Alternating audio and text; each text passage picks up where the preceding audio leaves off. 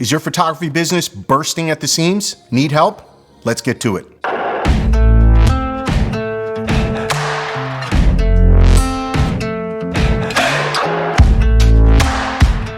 What's up, everyone? My name is Sal Sincata. I'm a wedding and portrait photographer based in O'Fallon, Illinois. And today I want to talk to you about growing your photography business and how to add staff in a way that allows you to grow, make more money, make more profit, and maybe get a little bit of your life back. Look, we've all been there. As a photographer myself for 16 years now, I can hardly believe I'm even saying that. Part of growing was adding staff, but it was very difficult. There's a lot of things I learned along the way. How do I hire staff? How do I fire staff? What should I be looking for? How do I pay them? Compensate them, things along those lines. These are somewhat easy questions to have answered once you've gone through it, right? So everything's easier once you know how to do it. But if you're just starting out and you're a solopreneur and you're struggling to figure out the answer to this video is for you. And by the way, if you like this video, subscribe, hit the bell so you're notified of future videos when we launch them. But this channel is all about photography education. And so hopefully we'll see you in future videos. But let's get right back to this. So here's something to consider. When I started my business, I started in the basement of my home. I didn't have a studio. I didn't have staff, and it was just me. I started alone. I did everything.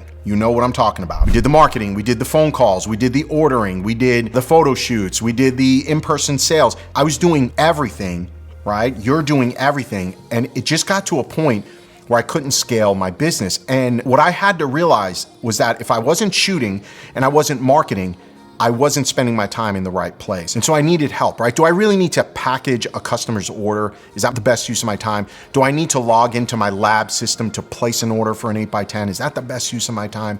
What do I do when I need someone to help hold a light or a reflector when we're on a photo shoot? How do I manage all this? And so I would encourage all of you, the first step is hiring an intern. This is actually the most economical step you can take in growing your business. And the reason is simple. If you're not busy and you're not working, you don't have to pay them a salary. You're just paying them hourly for when they are working. And the only reason they should be working is when you are working and you have business coming in. So it's a pretty easy way to scale your business. So where do you find that intern? Well, for me, we shoot high school seniors, and I ended up hiring one of my high school seniors to work in the summer. And this particular high school senior, she was in the photography club at the high school, so you could always start there. It doesn't have to be a high school senior. It could be a college student who's in fine arts or photography because they're interested in what we're doing. I paid them hourly, and they were my assistant on all my photo shoots. So during the week, they would work with me on my high school seniors and families, and on the weekends, they would be there on the bag for my wedding photography. And sometimes I'd even throw a camera in their hands to get some pickup shots for anything that was going on that I couldn't cover. So it was a perfect way to grow my business. Now, this particular person had no desire to be a photographer. They wanted to go to law school, but it was an easy summer job for them. They're outside every day, they're loving life. And so it was a perfect fit for your hourly employee. This is the easiest way for you to get started in growing your business. So remember what I'm saying. Start looking at high schools, kids that are in the photography program, start looking at colleges and universities. You could post on their job sites or their bulletin boards, and you can look for somebody who's either in fine arts or somebody who's in their photography classes or clubs. But that's the best way to find somebody at a really, really affordable rate. Everybody wins. But guess what's gonna happen? Your business is going to ultimately grow past that intern.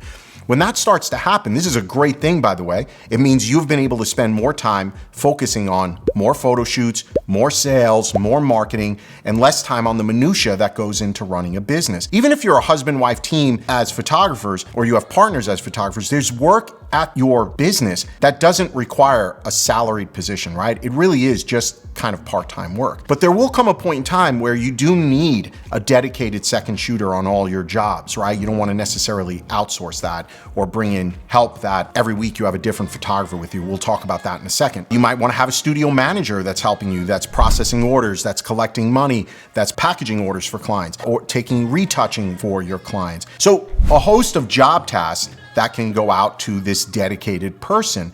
So how do you find that person?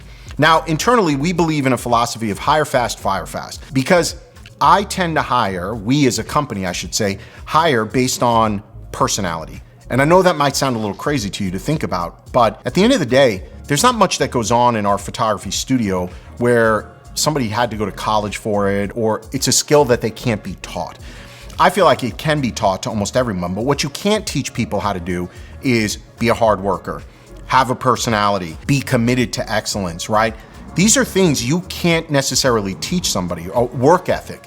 You really can't teach somebody that. They either have it or they don't. In my experience, you may disagree. So I'm looking for the right person that I can train to do everything else.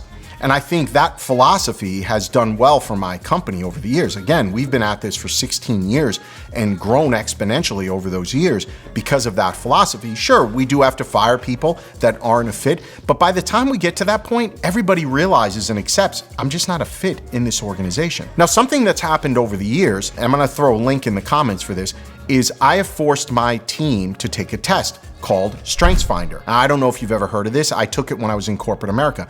Now, the whole concept behind this test, you have to take this test. I know you may think like, oh, I've taken other personality tests. No. What makes this so good is that it organizes you by strength, not by weakness.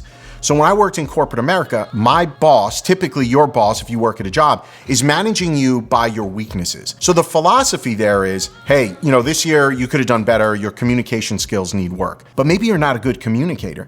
And if you're not a good communicator because you hate it, or you're an introvert, or anything along those lines, no matter how hard you work at it, on a scale of 1 to 10, you're a 5, I'm never gonna get you to an 8 or a 9. It's never gonna happen. Why? Because you hate it. This test says, if on a scale of 1 to 10, you're a 7 at something, it's gonna prioritize that and it's gonna tell you, the owner, the manager, hey, on a scale of 1 to 10, this person is 7 at communications. Let's manage to their strengths, hence StrengthsFinder. So this test is really geared towards finding your strengths, and there's no tricking this test. Not that I've tried, but there's no tricking this test. And so what we've done over the years is now, even if somebody's interviewing for a job, we don't wait till we hire them. Before they come in for a face-to-face interview, we make them take this test. Now that test is gonna cost you $40, $50, but it's well worth it. Because now when they come into the interview, I already know what their strengths are, and I know what strengths I need in my company for them to be successful. So this ensures that the person we hire with a certain level of confidence that they're gonna be a fit inside the organization. And let me give you a perfect example. So one of the strengths in StrengthsFinder is a commander. Well, that's one of my top 5. What I'm not going to do is hire someone who also has commander strength in their top 5. Think about that for a second. There can only be one leader on this team. There's gonna be one alpha. Somebody is in charge, has to be. So if you start bringing in on your team that you wanna be able to direct, depends on what type of team you're building. If you wanna bring in people who are going to take direction, follow orders, execute on a mission, I can't have 5 commanders on my team. No one's gonna listen to anybody, right? I mean, nothing will get done. Everybody's gonna have their own ideas. Everybody's gonna wanna build their own fiefdoms. This has held true over the years. We've seen it happen where we did hire a commander and it was chaos. They were trying to circumvent process all the time. So what'll end up happening with this is you should take it, your spouse should take it, all your employees that you currently have should take it. And when you start comparing your strengths to each other, you're gonna realize that together, each of you complement one another. Meaning my weaknesses, my team has as their strengths and vice versa. And so this is a huge part of building a successful team that will grow with you and share the mission to grow forward. In the end, look for the right person, the right personality fit for your organization versus looking at a resume. Remember, there are certain skills that we have as small business owners that we can train our team on, but there are certain traits like hard work, ethics, commitment, dedication that you can't necessarily train someone on. And to me, those are more important than any resume or any checkbox that's out there when you're hiring a new employee. So I know that I would not be where I am without my team today. I hope this philosophy of how to grow your business is helpful for you. Let me know if you've got any tips or tricks down in the comments. Let me know if this resonates with you, and we'll see you in the next video.